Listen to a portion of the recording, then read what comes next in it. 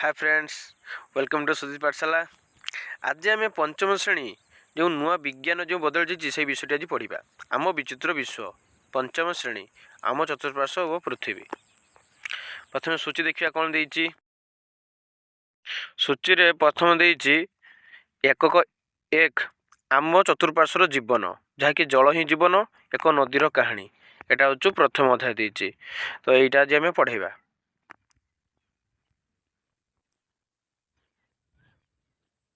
प्रथम अध्याय देती कौन आम चतुर्पार्श्वर जीवन यही एक संपर्क प्रस्तुति पर्यायर यही एककटी मनुष्य पशु पक्षी कीटपतंगर बासस्थान भाव में प्रकृतिर गुरुत्वपूर्ण भूमिका पर आलोकपात करे। तृतीय और चतुर्थ श्रेणी शिक्षार्थी मैंने मृत्तिका वायु जल और सूर्यलोकर उपस्थित विभिन्न भूमि रूप से जीव मैंने किपरि जीवन यापन करती ताहा जानिछंती। ताहारी विषय लिखा जाइए।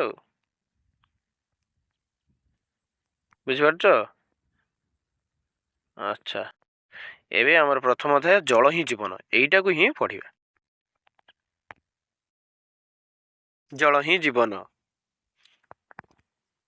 वर्षा हेउथाए गोड़ झरका पाखक दौड़ी गला जोठारे काच उपरे छट छट वर्षा टपा खसी पड़ुथिबार ज्योति पूर्वर देखुथिला। एही जल केउठारु आसे ओ कुआडे जाए बोली गुडू पचारिला। आस जलर गतिपथ को अनुसरण करिबा। किंतु प्रथमे आस पृथ्वी रे केते परिमाण जल अच्छी देखिबा। जदिओ पृथ्वी पृष्ठर अधिकांश अंचल जल परिपूर्ण अति कम परिमाणर मधुर जल को छाड़देले अन्य सब जल लुणिया अटे। पिला माने देख भल से चित्र देख। समस्त जीवजंतु मनुष्य पशु पक्षी एवं उद्भिद बंचापी मधुर जल उपर निर्भर करती। यह पानीय कृषि कार्य एवं दैनंदिन कार्य निर्वाह पाई अत्यंत आवश्यक। अनेक उद्भिद एवं प्राणी मध्य मधुर जल बास करती। जल बिना जीवन संभव नुहे।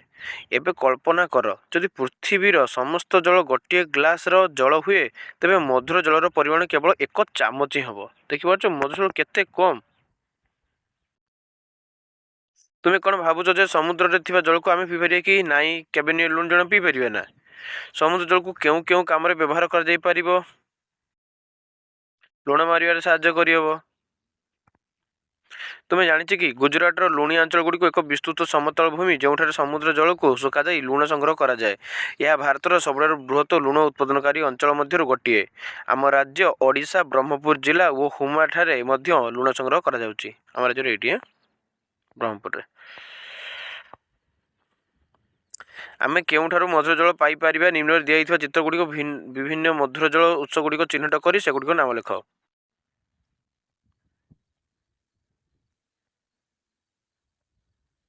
ज्योति कौतुकहली गोटे कहला वायु रे मध्य जल अच्छी कि एवं बरफ जल एक रूप कि हाँ जलर विभिन्न अवस्था रही। आम पूर्व जलर तरल यथा वर्षा कठिन यथा बरफ एवं गैसीय यथा बाष्प अवस्था विषय जानीचु। आस गोटे सरल कार्य माध्यम ए विषय अधिक जानिबा। कार्य 2 गोटे स्टील ग्लास नियो से केतोटी बरफ खंड पकाओ। ग्लास बाहर पाखे सृष्टि होता छोट छोट जलबिंदु गुड़ी देख। यही जलबिंदु गुड़ी क्यों आसला। किसी समय ग्लास रही बरफ पर खंड गुड़िक कि परिवर्तन है। जदि आम जल को गरम करवा तेबे कौन हेबो देखिए। उपरोक्त कार्य तुम्हें जलर क्यों क्यों अवस्था सब देखुच सर। आम जलर कठिन तरल गैसीय आपको सब देखुचे। परिवर्तन गुड़िक लक्ष्य कर। कार्य मु देखुची बरफ तरलिबा कौन देखिली ना बरफ तरल कौन से हुए तरल हुए। जल फुटा गैसीय हुए। 3 दिन धरी सूर्य किरण थी जल सी भी गैसीय हो जाए। यही परीक्षा आम जानवा पाइलु जे जल बरफ और बाष्प परिवर्तन हो पारे और यह पुणी तरल अवस्था को आसीपे। बुझल जलचक्र प्रकृति एपरी परिवर्तन किपरि घटे ताहा बुझिबा। कार्य 3 गोटे स्वच्छ थली नियो चित्र दि जाइथिबा परी गोटे मार्कर रे सूर्य मेघ गछ चित्र करी तीर चिन्ह दियो। यार को तृतीयांश रंगीन जल रे पूर्ण कर और सूचना रंग पाई नील काली रंग को व्यवहार करि परिबो। जल बाहरी न जावा पाई थली मुह को भल भाव बंद कर। या सूर्य किरण रख। किछि घंटा पर थली भितर होतिया परिवर्तन गुडी लक्ष्य कर। ना जल गरम हुए। जल किपरि गरम हुए यार कारण कौन सूर्य किरण थली भितर थिबा बुंदा सृष्टि होतिबा ଉପରୋକ୍ତ କାର୍ଯ୍ୟ ତୁମେ ଦେଖୁଛ ଯେ ସୂର୍ଯ୍ୟର ତାପ ଜଳକୁ ଜଳୀୟ ବାଷ୍ପରେ ପରିଣତ କରିଥାଏ ଓ ଜଳୀୟ ବାଷ୍ପ ଥଣ୍ଡା ହୋଇ ଥଳି ଭିତରେ ଛୋଟ ଛୋଟ ଜଳବିନ୍ଦୁ ସୃଷ୍ଟି କରେ। ଏହି ଜଳବିନ୍ଦୁ ଗୁଡ଼ିକୁ ପୁଣି ତଳକୁ ଖସି ପଡ଼େ। ସେହିପରି ପ୍ରକୃତିରେ ବିଭିନ୍ନ ଉତ୍ସ ଯଥା ସମୁଦ୍ର, ନଦୀ ଇତ୍ୟାଦିର ଜଳକୁ ସୂର୍ଯ୍ୟତାପ ଜଳୀୟ ବାଷ୍ପରେ ପରିଣତ କରେ। ଜଳୀୟ ବାଷ୍ପ ମେଘ ସୃଷ୍ଟି କରେ, ଯାହା ବର୍ଷା ଓ ତୁଷାର କୁଆପଥର ଭାବରେ ତଳକୁ ଆସେ। ଏହି ଜଳ ପୁଣି ନଦୀ, ହ୍ରଦ ଓ ସମୁଦ୍ରକୁ ଫେରିଯାଏ। ପ୍ରକୃତିରେ ଜଳର ଏହି ନିରନ୍ତର ବୃତ୍ତାକାର ଗତିକୁ ଜଳଚକ୍ର ହିଁ କୁହନ୍ତି। ଦେଖିପାରୁଛି କି ସୁନ୍ଦର ଚିତ୍ରଟେ କରାଯାଇଛି। ଏମିତି ଗୋଟେ ଚିତ୍ର ବନେଇବ। ଏବେ ସେଟା ଭୂତଳ ଜଳ। ଆସ ଜାଣିବା, ଯେତେବେଳେ ବର୍ଷା ଜଳ ତଳକୁ ଆସିଥାଏ ସେତେବେଳେ କ'ଣ ହୁଏ?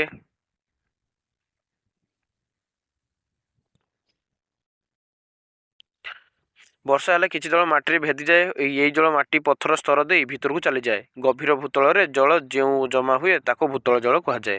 ଆମେ ଆମର ବ୍ୟବହାର ପାଇଁ କୂପ, ନଳକୂପ କିମ୍ବା ବୋରୱେଲ୍ ଖୋଳି ଏହି ଭୂତଳ ଜଳକୁ ପାଇଥାଉ। ସହରରେ ସିମେଣ୍ଟ କରାଯାଇଥିବା ସ୍ଥାନଗୁଡ଼ିକରେ ବର୍ଷା ଜଳ ସହଜରେ ମାଟି ଭିତରକୁ ଯାଇପାରେ ନାହିଁ, ଯାହା ଭୂତଳ ଜଳ ପୁନଃଭରଣ ହେବାରେ ବାଧା ସୃଷ୍ଟି କରେ। ଭୂପୃଷ୍ଠ ଜଳ। ଭୂତଳ ଜଳ ପରି ନଦୀ, ପୋଖରୀ, ହ୍ରଦ ଇତ୍ୟାଦି ମଧୁର ଜଳର ପ୍ରାକୃତିକ ଉତ୍ସ। ତୁମେ କେବେ ଭାବିଛ କି ନଦୀ କିପରି ପ୍ରବାହିତ ହୁଏ? ଗୋଟିଏ ନଦୀ ସାଧାରଣତଃ ପର୍ବତ ଉପରୁ ବାହାରି ସମତଳ ଭୂମିରେ ପ୍ରବାହିତ ହୁଏ। ଆସ ଗୋଟିଏ କାର୍ଯ୍ୟ ମାଧ୍ୟମରେ ଏକୁ ବୁଝିବା।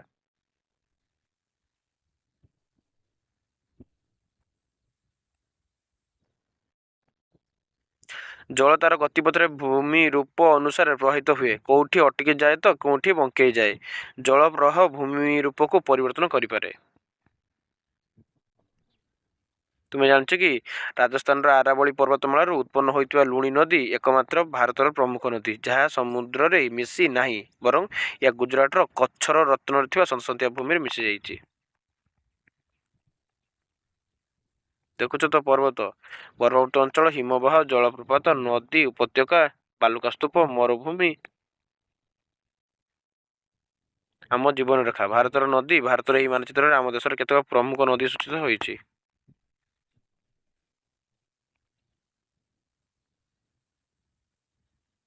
ଜଳରେ ଜୀବନ। ଗୋଡୁ ଦେଖିଲା ଯେ ବିଦ୍ୟାଳୟ ପଡ଼ିଆ ପାଖରେ ଥିବା ପୋଖରୀ ବର୍ଷା ଜଳରେ ପୂର୍ଣ୍ଣ ହୋଇଯାଇଛି। ସେ ଜ୍ୟୋତିକୁ ଡାକି କହିଲା, ଆସ ଦେଖିବ। ସେମାନେ ଛୋଟ ଛୋଟ ମାଛ ପହଁରୁଥିବାର, ଏକ ପଦ୍ମପତ୍ର ଉପରେ ଛୋଟ ବେଙ୍ଗ ବସିଥିବାର ଦେଖିପାରିଲେ। ଜଳରେ ରହୁଥିବା ବିଭିନ୍ନ ପ୍ରକାର ଉଦ୍ଭିଦ ଏବଂ ପ୍ରାଣୀ ଦେଖିବାକୁ କେତେ ଚମତ୍କାର। ସେମାନେ ସ୍ଥଳଭାଗରେ ରହୁଥିବା ପ୍ରାଣୀଙ୍କ ଠାରୁ କିପରି ଭିନ୍ନ? ସ୍ଥଳଭାଗରେ ଥିବା ପ୍ରାଣୀ ଓ ଜଳଭାଗରେ ଥିବା ପ୍ରାଣୀଙ୍କ ବୈଶିଷ୍ଟ୍ୟ ବିଷୟରେ ସାଙ୍ଗମାନଙ୍କ ସହିତ ଆଲୋଚନା କରି ନିମ୍ନରେ ଦେଇଥିବା ସାରଣୀ ପୂରଣ କର।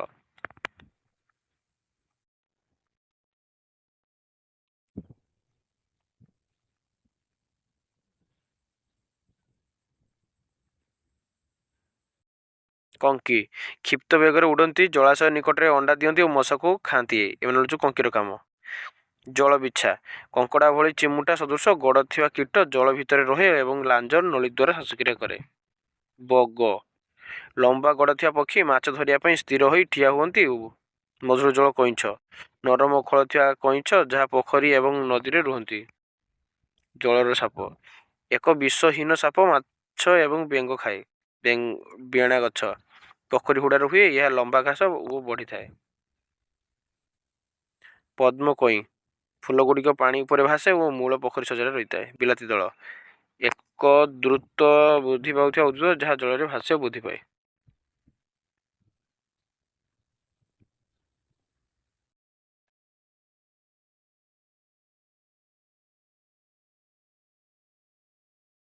ପଦ୍ମ କଇଁ ପତ୍ରରେ ଥିବା ମରମ ପରି ତେଲିଆ ଚିକଣ ଆବରଣ ସେମାନଙ୍କ ପତ୍ର ମଧ୍ୟକୁ ଅଧିକ ଜଳ ପ୍ରବେଶ କରିବାକୁ ଦେଇନଥାଏ। ଏହା ଗଛକୁ କ୍ଷତିରୁ ରକ୍ଷା କରି ସୁସ୍ଥ ରଖିବାରେ ସାହାଯ୍ୟ କରେ। ଜଳଜ ଉଦ୍ଭିଦର ପ୍ରକାର।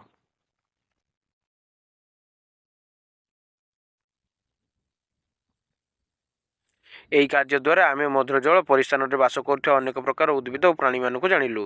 ଏହି ଜୀବଜନ୍ତୁମାନଙ୍କର ବିଶେଷ ବୈଶିଷ୍ଟ୍ୟ ରହିଛି, ଯେପରି ଭାସମାନ ପତ୍ର, ପକ୍ଷ କିମ୍ବା ଲମ୍ବା ମୂଳ, ଯାହା ସେମାନଙ୍କୁ ଜଳରେ ବଞ୍ଚିବା ଏବଂ ବଢ଼ିବାରେ ସାହାଯ୍ୟ କରେ। ପୃଥିବୀରେ ଜୀବନ ଧାରଣ ପାଇଁ ମଧୁର ଜଳ କେତେ ଯେ ଗୁରୁତ୍ୱପୂର୍ଣ୍ଣ, ଏହା ଆମକୁ ସୂଚାଇଥାଏ।